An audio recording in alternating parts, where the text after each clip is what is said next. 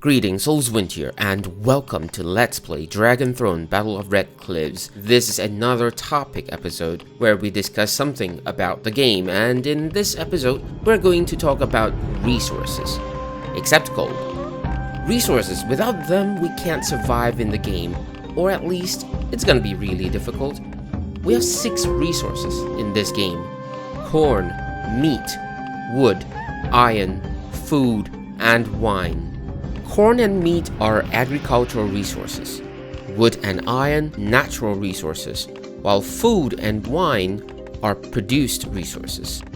There's also gold, and although it's a resource, we're better off categorizing it differently as it functions more like a currency. I mean, a currency is a resource, but the others are more for materials and whatever. Gold is a very heavy and complicated topic, and it will be addressed separately in the next episode. Now, we first begin with agriculture. Both corn and meat are produced from farms. Up to 5 laborers can be allocated to a farm and assigned to the task of a corn farmer or pig farmer, upon which they'll exit the farm and begin their work, if there is enough resources to build the farm or the pigsty. Corn plots and pigsties have the same cost, each of them requiring 40 wood to be constructed.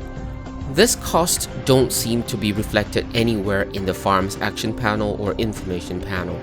The corn plot takes about 1 month in-game time to grow before it can be harvested, while the pigsties require about 1.5 months for the pigs to grow.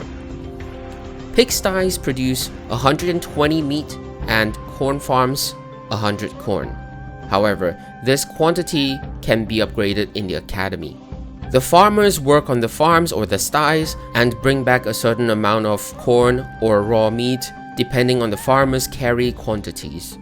Corn is used in training laborers, breeding horses, as well as producing wine and food, while meat is used in producing food and temple offerings. Next, let us take a look at the natural resources, the iron and wood. Firstly, wood can be obtained by cutting down trees. Laborers can be assigned as woodcutters or miners by selecting them and right-clicking on a tree or a mine respectively. Each tree gives between 100 and 200 wood, while mines typically contain between 8,000 to 10,000 iron. Trees can be found in abundance both behind city gates and outside of city gates, as well as in the overworld. Meanwhile, most counties have got 2 mines, but some may have 3, where one of them is outside the city gates.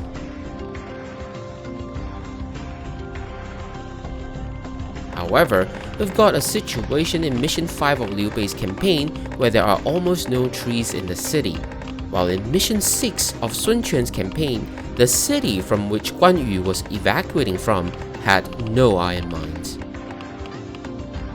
Wood is used in many applications, from construction, training soldiers, to research, siege production, and more. Same goes for iron, except where iron is not required for breeding horses. When producing or harvesting those 6 resources, they can be brought to the ceremonial ark for storage, or if a storehouse is nearer, they can be stored at the storehouse too. Lastly, let's talk about the produced resources, food and wine. They're obtained by allocating laborers to workshops and assigning them to be either a cook or a winemaker. Every 16 food requires 12 corn and 4 meat to be produced, so 4 food requires 3 corn and 1 meat. Meanwhile, every wine requires 1 corn. Food and wine are used for maintaining our soldiers and for temple offerings. Wine allows our soldiers and heroes to regenerate their health, while food allows them to regenerate their strength. As long as a city or camp has food or wine, soldiers and heroes in that city or camp will recover their strength or health respectively. Meanwhile, the food and wine gets deducted. Something interesting to note is that the resources required for producing food and wine is deducted only as the respective craftsmen leave the workshop. For example, when a winemaker exits the workshop with 24 wine, that is when 24 corn gets deducted. We'll not go into details of the regeneration rate, it doesn't really matter in the course of playing the game. Just note that there's a need to have a constant supply of those resources if we want our soldiers to be fighting fit. But if we really want to know, injured soldiers or injured heroes will consume 1 wine to recover 4 health. So if there's 10 injured people, that's 10 wine every 4 seconds, and each of them will recover 4 health. While health only decreases when anyone takes damage, soldiers and heroes' strength continuously decrease even in the city. It might not be that obvious if the city is producing food, because food will be automatically deducted and the strength will not drop. In fact, the strength will increase if it is not at its maximum. The maximum amount of resources we can store for each of the above 6 resources is 65,535, which is 2 to the power of 16 minus 1. While gold is universal and shared amongst the entire kingdom, these 6 resources are specific to each city. They can be shared between cities by assigning laborers to transport such resources to a different city. Just like how camps are resupplied. Select a laborer, select transport resource or continuous transportation, and then select the resource and the destination. If we select a destination as a storehouse of a different city, they'll still bring these resources and store in the ceremonial ark for some strange reason, despite the storehouse being right by the city gate of the destination city.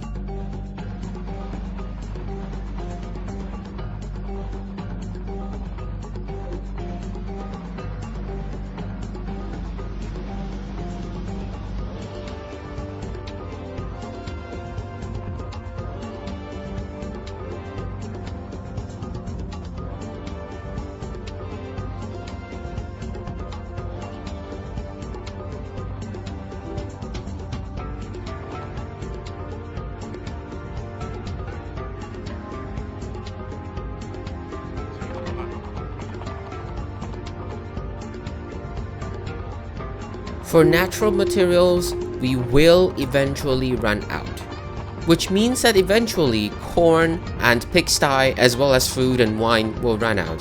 What happens then? We can still obtain these resources by buying them from the market. Conversely, we also can sell any of these 6 resources at the market to get gold. A merchant appears at the start of the month in a city but outside the city gates at the edge of the map and makes his way to the city gates to enter the city, whereupon he will make his way to a market. It's also possible that they simply walk to the gates to open the gates and leave, often timed with the arrival of enemies. If we kill the merchant, then the merchant will take longer before they appear again. I use the terms trader and merchant interchangeably. Anyways, prices in the market change every time we buy or sell any of these 6 resources. Each of them has their respective prices and their respective minimum and maximum prices. We can sell or buy a minimum of 100 and up to 9,000 of any resource in one trade. To sell or buy more, we'll have to confirm the trade, make sure the game is on pause so that the game carries out the trade, and then go back into the context menu to buy or sell more resources. Note that the second time we trade, the prices may change if they have not reached their maximum or minimum. However, despite the market being the best way to quickly obtain a large amount of gold, it's not very reliable due to the randomness of the merchant's visit, sometimes going many months without visiting, only to appear just to open the gates and not enter the city. It is also a conduit for comical situations where the pack horse is just glitched and running around while the merchant stays somewhere, most likely near the gates and keeping the gates open while its horses wander around. Well, that's it for this episode discussing about the 6 resources in Dragon Throne Battle of Red Cliffs. As mentioned, gold is more like a currency. It's both easy and complicated to obtain. As seen above, we can sell resources to get gold, but there are other ways to obtain gold, and those are complicated to explain. We'll go into more details in the next episode. Thank you so much for watching. That's all I have for now. Have a nice day.